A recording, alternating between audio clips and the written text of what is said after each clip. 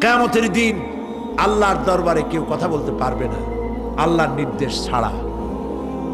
নবী করিম সাল্লাল্লাহু আলাইহি সাল্লামকে সাহাবায়ে কেরাম জিজ্ঞেস করেছেন, হে রাসূল, আপনার আব্বা এবং আম্মার অবস্থা কি হবে?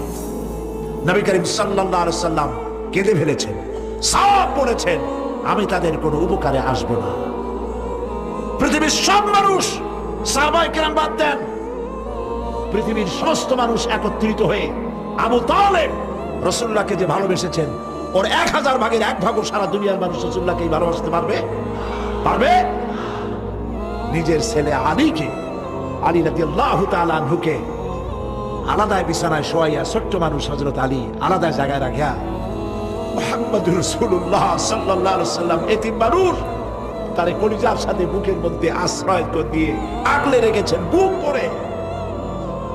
সেই আবু তালেব মৃত্যুর সময় নবী করিম সাল্লাল্লাহু আলাইহি ওয়াসাল্লাম বলেছিলেন, চাচা একটি বার আমার কানে তাওহীদের কালেমা শোনায় দেন। আবু তালেব, তার কিসমতে ছিল না কালেমা। মরে যাওয়ার পর একজন সাহাবী বলেছিলেন, ইয়া রাসূলুল্লাহ, মৃত্যুর সময় আবু তালেবের মুখ আমি নড়তে দেখেছি, তিনি কালেমা পড়েছেন সম্ভবত। রাসূলুল্লাহ সাহেব বলেছেন, আমি শুনি নাই।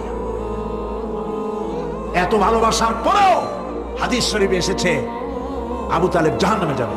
কোথায় যাবে? জাহান্নামে। সবচাইতে কম আযাব হবে কার? আবু তালেবের। কম আযাবটা কি? হাদিস শরীফে এসেছে কম আযাব হলো জাহান্নামের আগুন দিয়ে এক জোড়া জুতা তৈরি করে আবু তালেবের পায়ে পরিয়ে দেওয়া হবে। সেই জাহান্নামের আগুনের তৈরি করা জুতার তাপে আবু তালেবের মাথার ঘিলুগুলো টকবক করে বউ পড়তে লাগবে। এত ভালোবেসে যদি কিয়ামতে উপায় না হয়, আপনি ইয়া নবী সালাম আলাইকা, ইয়া রাসূল সালাম আলাইকা, আর কতগুলো জিলাপি খাইলেন, বড় একটা মিছিল করলেন।